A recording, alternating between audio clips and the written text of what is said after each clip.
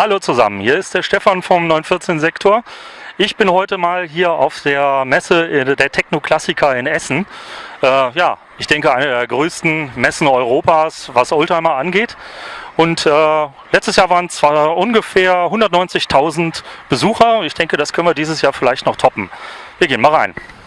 Die Besucher der Technoklassiker in Essen wissen in der Regel natürlich schon, was sie dort erwartet.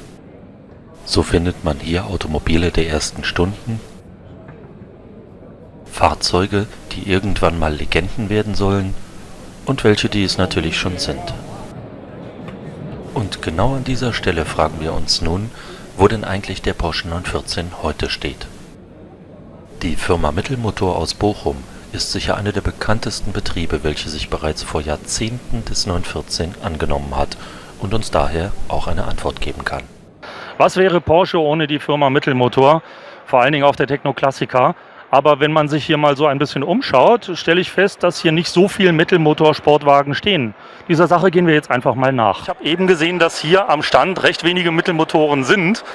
Vielmehr die Transaxle, der 944, der 911er.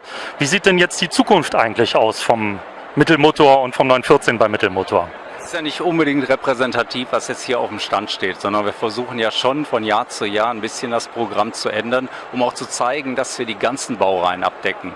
Wir haben ja auch irgendwann angefangen, den 356 mit ins Programm zu nehmen, um zu signalisieren, das ist das ganze Porsche-Programm, worum wir uns kümmern. Klar, mit dem 914er ist das vor 25 Jahren mal entstanden. Der macht auch heute noch gut 20% unseres Umsatzes auch, weil es bei den geringen Stückzahlen, die der 914er jetzt überhaupt noch am Markt stellt, schon sehr, sehr viel ist. Das heißt, wir können mit Ihnen auch in Zukunft, was die Ersatzteilversorgung rechnen? Den 14er werden wir nicht sterben lassen, auf gar keinen Fall. Ich meine, er erfährt ja auch in letzter Zeit nicht diesen drastischen Preissprung, diese Renaissance, die der alte 911 erfahren hat in den letzten 2-3 Jahren. Aber dennoch ist ja am Markt zu beobachten, dass der 14er sich immer größere Beliebtheit erfreut. Das ist eigentlich ein Stellenwert, den hat er schon lange verdient. Früher konnte man 914er kaum für den Preis, den er wert war, instand halten oder sogar restaurieren. Das ist heute anders. Zum Glück. Zum Glück, das denke ich auch, was die Ersatzteilversorgung angeht, sind wir also weiterhin bei Ihnen. Wunderbar, mehr brauchen wir an der Stelle gar nicht zu wissen. Und damit ist das geklärt. Mittelmotor bleibt uns also erhalten. Und auch für die Leute, die denken, dass im Logo der 914 nicht mehr zu sehen ist, für die habe ich den Beweis. Nachdem das also geklärt war, schauten wir uns die Stimmung bei den zahlreich anwesenden 914-Besitzern an. Jetzt sind wir hier beim Stand vom 914 Deutschland Club. Und hier sind auch ein paar Leute, die ihr wahrscheinlich kennt. Und diejenige, die eigentlich mit mir jetzt gerade sprechen wollte, läuft gerade weg. Ja, nehmen wir mal Peter, würde ich sagen. Ne? Was macht ihr denn hier am Samstag? Seid ihr wahnsinnig? Auto gucken. Kann ich nachvollziehen. Was hast denn du da gekauft? Wo hast du das denn her? Ein Porsche Teddybär. Porsche Teddybär für was für ein Fahrzeug? Für den 914. Ja, wofür auch sonst? Ne? Wir sind ja schließlich wegen den 914ern hier und wegen keinem anderen Auto. Eigentlich könnte man das Ganze jetzt auf die Halle 3 begrenzen. Ich glaube, in Halle 10 stehen noch ein paar Porsche, aber die gucken wir uns dann gleich noch an. Natürlich müssen wir auch beim 914 Deutschland Club kurz Halt machen. Neben mir ist der Georg. Der Georg ist der erste Vorstandsvorsitzende. Noch nicht so allzu lange Zeit, ist das richtig? Nein, ich bin erst seit November in der Vorstand gewählt worden zum ersten Vorstand und ja, versuche jetzt ein bisschen frischer Wind, mein Ding gemeinsam mit dem Vorstand in den Club einzubringen. Frischer Wind bedeutet, dass du jetzt in eine andere Richtung einschlagen möchtest, gerne mit dem Club oder vielleicht auch mit anderen Clubs mal ein bisschen zusammenarbeiten möchtest? Also ich habe festgestellt, dass in den letzten Jahren die Mitglieder etwas müde geworden sind, will ich mal so sagen. Die Kontakte zu anderen Clubs etwas eingeschlafen sind und das möchte ich auf jeden Fall gemeinsam mit dem Vorstand ändern. Wir möchten uns nach außen hin öffnen. Wir haben jetzt auch schon Kontakt aufgenommen zu anderen Clubs. Ja, einfach das Ganze ein bisschen moderner machen vielleicht. Ein bisschen moderner ist gut, weil das Auto, das ist ja sowieso immer noch modern für die meisten, ne? War ja zeitlos in seiner Geschichte. Wie viele Mitglieder habt ihr jetzt? Derzeit haben wir 143 Mitglieder, die mehr oder weniger aktiv sind. Es ist bei uns so, dass wir zwar ein deutschlandweit agierender Club sind, aber mehr oder weniger in 4 bis 5 Regionen aktiv sind. Das ist im Ruhrgebiet, das ist in Norddeutschland oben und bei uns im Süden. Und diese Regionen zu stärken und ja, wieder Leben reinzubringen, das ist so mein Ziel. Alles klar, dann wünsche ich dir viel Glück dabei, ne? Und euch allen. Dankeschön.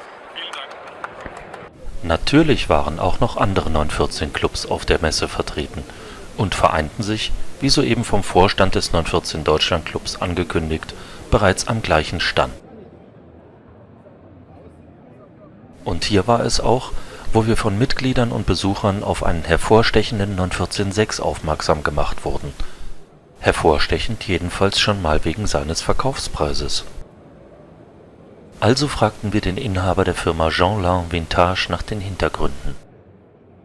Wir befinden uns jetzt hier bei dem Porsche 914 von Jeanlin Vintage. Das ist eine Firma aus Frankreich. Ich habe den Inhaber gerade neben mir stehen. Ein wunderschönes Fahrzeug, ein Sechser für sage und schreibe 235.000 Euro. Das wird er uns aber jetzt mal kurz erklären, wie das zustande kommt. Can you tell me about the conditions and the price and the history of the car? We have no history on this car because the car comes from USA and arrived in France between the 2010 and but for the price is done by the work and the job done on the car. This car is brand new and in fact better than when built by the factory. We spent 10 months for restoration and the restoration from a bare metal project. And the car was crashed at the rear, on the front. We changed the rocker, we changed a part of the floor pans, a lot of parts, like usually the parts of the fender under the battery. Okay. So and we did a new engine. This car is matching number and matching color, and we can prove that, okay, by a Cardex from Porsche France. And we spend more than 500 hours of job, okay? And a lot of parts are new, cylinders, piston, camshaft. The wheels was the wrong on the car, so that's why the price. Alle Arbeiten am Fahrzeug wurden uns dann nochmals durch den Firmeninhaber anhand von Restaurationsfotos gezeigt. Da es sich hierbei um eine betriebliche Restauration handelt, stieg der Verkaufspreis zum Schluss also in diese hohe Region. Sicher ist das aber auch ein Preis, welcher den entsprechenden Käufer erstmal finden muss. That means the car is better than you now. Yes, I think. Okay, thank you very much. Dass sich eine Restauration durch einen entsprechenden Betrieb für diesen sehr rentiert, das ist nichts Neues. Und es soll ja auch heute noch Schätze geben, welche als längst vergessene Scheunenfunde wahre Euphorie entfachen. Auffällig war auch wieder in diesem Jahr die Anzahl der Fahrzeuge aus Zuffenhausen. Man hätte das beinahe als Dominanz bezeichnen können.